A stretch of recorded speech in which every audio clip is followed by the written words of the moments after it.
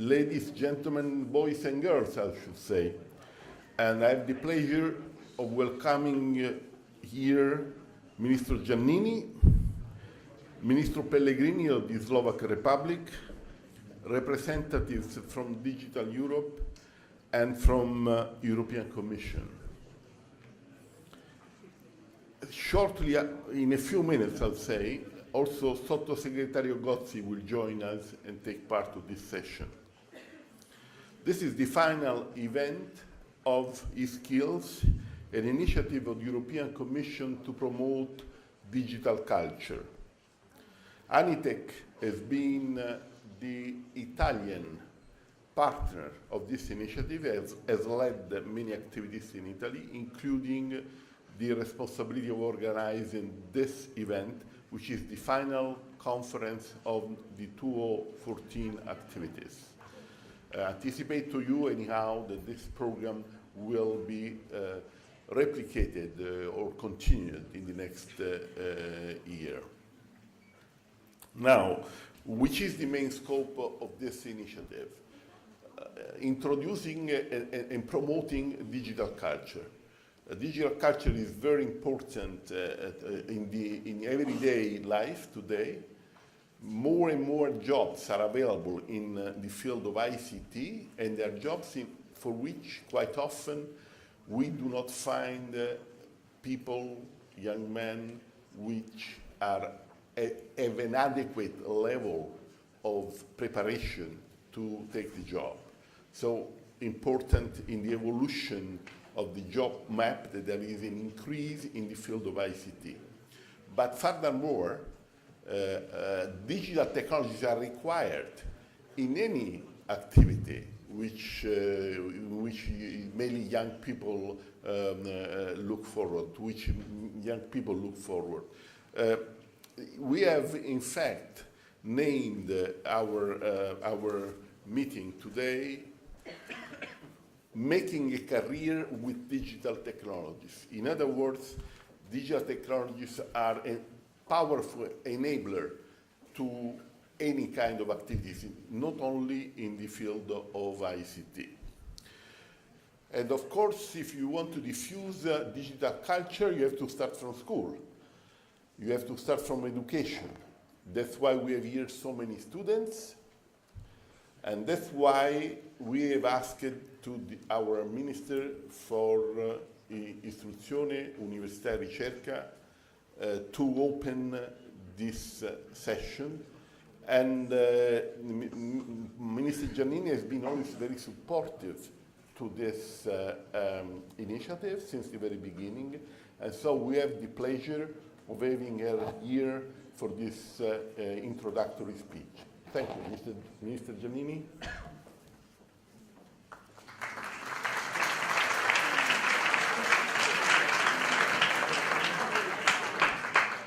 Good morning, everybody. Dear President, dear guests, dear students. Let me first of all express my gratefulness and say a very warm welcome to my colleague, Mr. Peter Pellegrini, the Minister of Research, Education and the Universities in the Slovak Republic. And also, let me also say a warm welcome to the Ambassador of Republic Slovakia. We have a long-term friendship with her. Well, thank you very much for inviting me to open this session and to express the vision of our ministry, my vision about the topics, the very important topics you are going to debate today here. And I would like also in a very short introduction to share with such a qualified, high-profile audience, also profiting of the presence of Italian students here, on how the skills of the information society should be addressed as far as students and as far as teacher training concerned. I think the school environment, I think all of us here do agree with this. School environment is really crucial for your lives, for our lives, for or are we going in the society after the end of the learning process?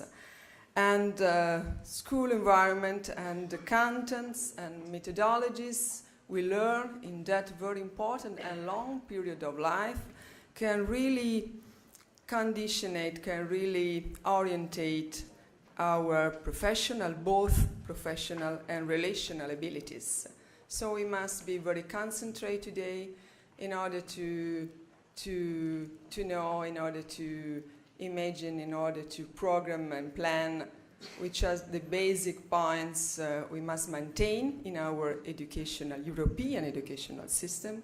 And on the other side, it's really important at the same time to know very, very clearly in details, I want to say in details, which is needed to be changed. That's what we are going to do in Italy now. We launched, together with Prime Minister Matteo Renzi in September, at the very beginning of September, a new educational project for Italy. We call it La Buona Scuola. I should say in English, the good school, or the best school we can. Maybe our ambition is more than this, more than words can signify. And the Buona Scuola as a very basic principles in the background. First, two things are of great relevance for the discussion today here. First, we know that there is an infrastructure digital divide in the educational system of Italy, but I think I can enlarge the concept to other European countries. Only 25% of our secondary schools and only 10% of our primary schools have a broadband connection, and while more or less 36 of our classrooms have a digital interactive surface, the so-called whiteboard. This is a question which has to do with the material infrastructures. We are so basic, so important for digitalization, but they are not the only thing we have to face and we have to deal with. The second very important awareness we put on our desk, starting with a new vision, with a new project for Italy in the educational system, is the following. There is a deep skills mismatch between the demand of the job market and the competencies our students acquire during the period of learning process. And this is another very important problem. I'm not sure, but as far as I know, just reading the books and the reports some think tanks in Europe are producing these times, the more or less the 40% of youth unemployment in the Italian market is depending now from this mismatch between competencies, your competencies, and the demand of job market. So you have to work in these two directions, and that we try to do with our project. So our document, because we produce, maybe Italian colleagues know very well, because we are pressing with this project in these 2 months. We are consulting all the country, and we are trying to stimulate a very, very live, a very, very free discussion about it.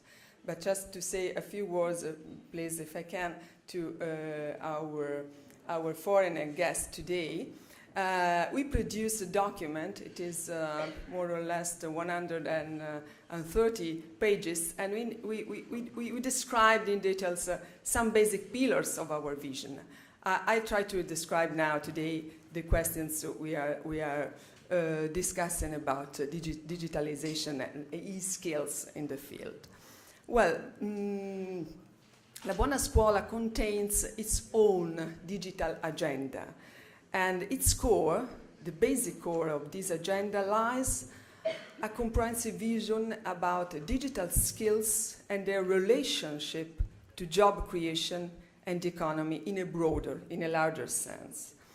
So our vision is basically grounded on three main building blocks. I want to present also to Italian students today. It's a good occasion to have a clear idea of what opportunities you have in the near future and which are the most important change you have to face too. Because when we change a system, it's not only a question of politicians who introduce this change, it's not only a question of, in the case of a schooling process, of teachers who have to teach some other contents with other methodologies. It's also a question of students to be ready to introduce this change in their daily practice, in the classroom and elsewhere. So our vision, I say, is grounded on three main building blocks. I will try to summarize briefly. First, we need to train more and better our teachers. Because if we not have a continuous, a very well-skilled program of training teachers, it will be really impossible to have a real change in the education system in our country. But I think it's a general and very, very, very sensitive topic in Europe too.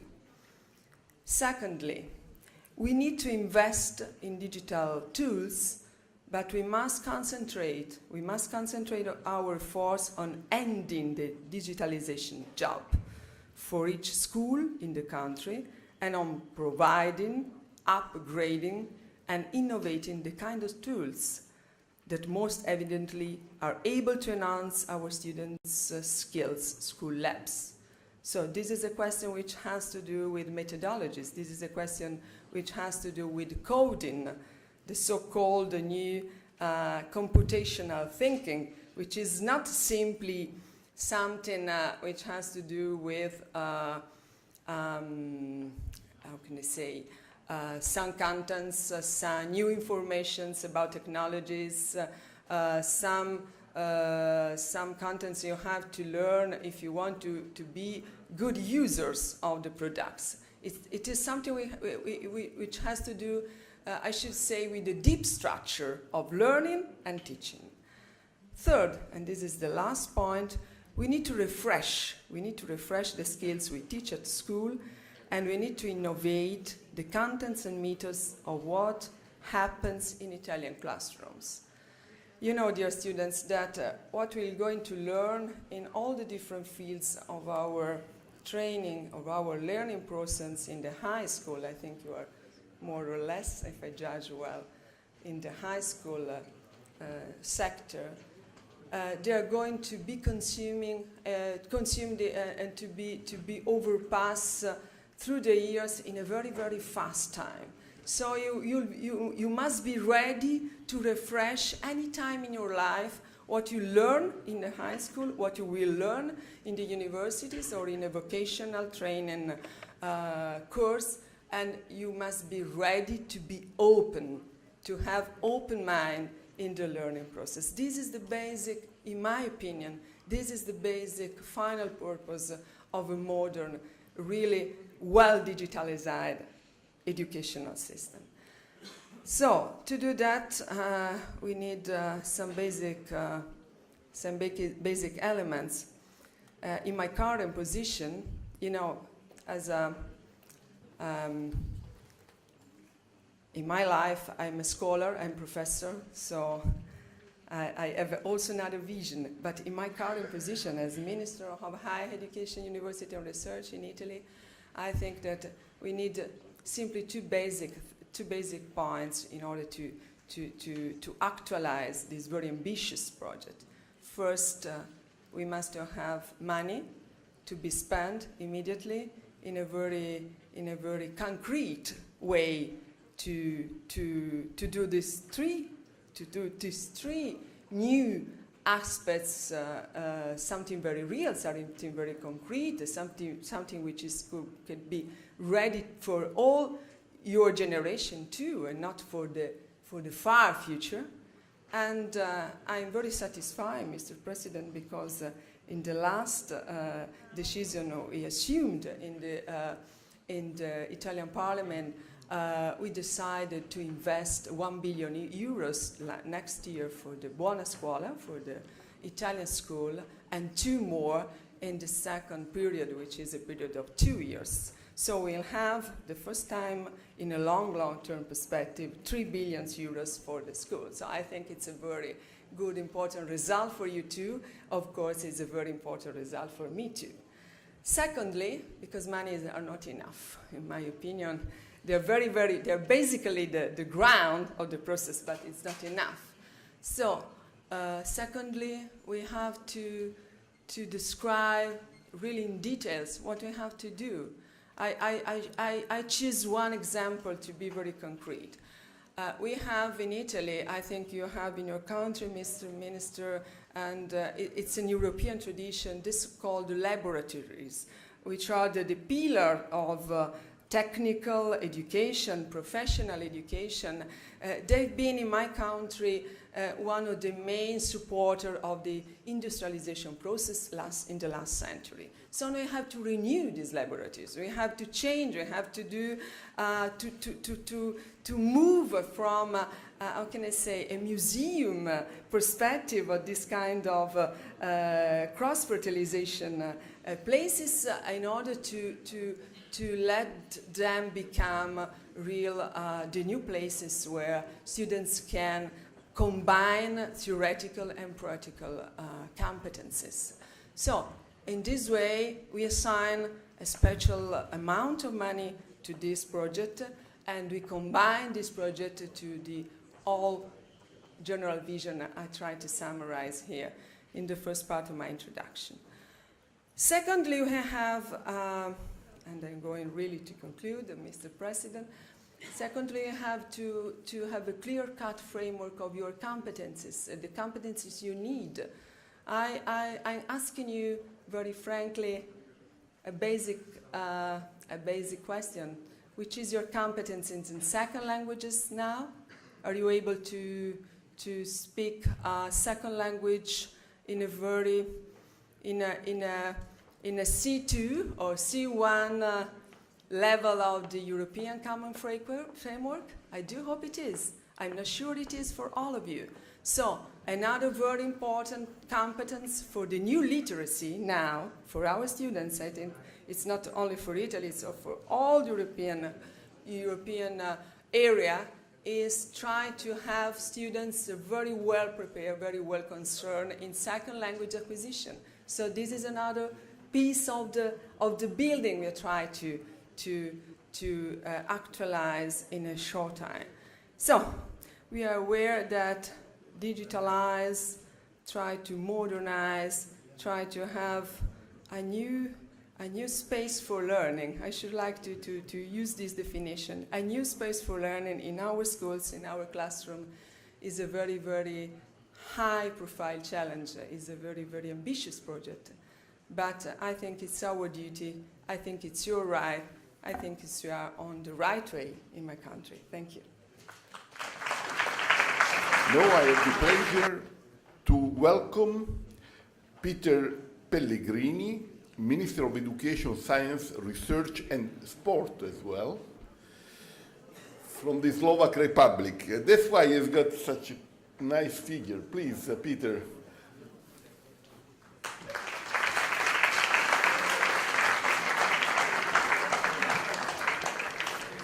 Thank you very much, Your Excellency, Minister Giannini, ladies and gentlemen, dear students, good morning, buongiorno. So we can say that simply something is maybe wrong. There is also a bizarre situation also in our country, on the Slovak labor market, and not only there. Official reports are warning that there will not be enough graduates in the field of IT and technical programs to fill all of the available job openings in computer-related occupations between now and 2020. Almost 15,000 vacancies yearly in the field of IT are available in Slovakia, according to the statistic of the largest Slovak job portal, but there are only 6,000 university graduates in the field of IT versus 15,000 students with a degree in social studies.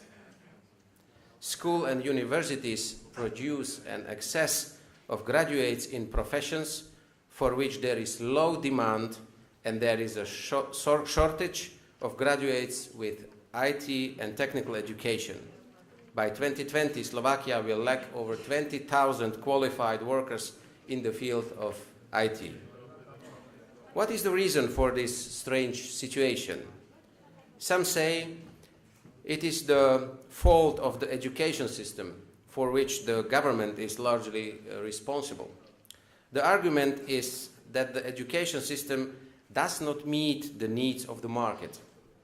But is this really the only one problem? What we in our country have often seen was that the employers were not able to clearly formulate what they really needed. Because nobody clearly defined labor market needs, schools taught what parents wanted. And that means parents wanted that their children get a school leaving exam and university diploma, doesn't matter which one. And there was a very little demand for vocational and professional education. So today we have a lot of educated but ill-qualified graduates. So what should be done? We need closer cooperation between key stakeholders, policymakers, industry, education institutions, parents and NGOs. The reform of the education system that aims to strengthen professional competencies is a complex process and a long-distance race. It requires a systematic approach by all involved parties. I'm very pleased that the private ICT sector in Slovakia is open for cooperation with schools, universities, research institutions and the government, of course. The IT fitness test organized by the Slovak IT Association as the key activity run under the EU e-skills campaign is the proof of that. It's not a one-off activity. This year constituted its fourth round, and it has run with the official support of the Ministry of Education and me as a digital champion of Slovak Republic. I dare to say the official support by government is often key for projects and activities designed to promote IT skills and create a generation of ICT skilled young people. We need to increase the interest in IT and technical education and show its advantages. For example, the better chance of getting a job after completing school compared with humanities. But awareness campaigns are not enough. We are confronted with serious challenges, high youth employment on the one hand, and over 1 million unfilled vacancies in the ICT sector on the other. And this situation requires the adoption of immediate and well-focused measures. Access to e-skills is an important first step. It would be difficult to achieve if teachers and students did not have access to digital technology, regardless of their social, regional, and racial backgrounds. This objective is fully supported also in Slovakia by the pilot project implemented in our country, which brings over 20,000 tablets, few thousand interactive digital boards, digital learning materials, and the latest teaching and learning methods into everyday schooling. Unfortunately, the average school has about the same connectivity as the average Slovak home, but serves several times more users. Inadequate connectivity and network bottlenecks limited the data coming into the classroom, preventing students and educators from accessing content reliably.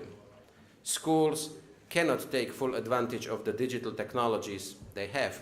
Therefore, getting highly secure, reliable, and the fast connectivity to every school by 2020 is one of our top priorities. We are in the process of elaborating a specific action plan for the development and optimization of digital infrastructure in the educational sector. If we want to better prepare young people to live and work in a rapidly changing society and benefit from investments in ICT and infrastructure, we must focus our energy and capacities also on the skills of teachers as the critical determinant of quality. The role of the Ministry of Education is to ensure education conditions for their professional development and teacher training. In sum, effective education policy requires the right mix of investment into modern technology, infrastructure, digital content, and enhancement of teacher e-skills. Furthermore, companies need to be more involved in the education process, that not only at university level, but also through cooperation with secondary schools. For this purpose, the Ministry of Education submits the legislation to motivate companies implement elements of dual education in Slovakia so that students get practical education directly in the companies. My priority as Minister of Education is to base education policy on ongoing analysis of labor market demand. Students and families must receive guidance to select education that will lead to fruitful and personally enriching careers. Today, it is precisely the technical professions that are in high demand and offer good career prospects. Ladies and gentlemen, so we understand the problems that we are facing. We must do things differently from now we did them in the past. I think that by 2020, we will have a different system in place, the system where children, their parents and students will be much better informed about the advantages of technical education and where we'll have a much higher enrollment in vocational schooling and technical programs in universities. This will mean a much better supply of high-quality workers and staff for our industry.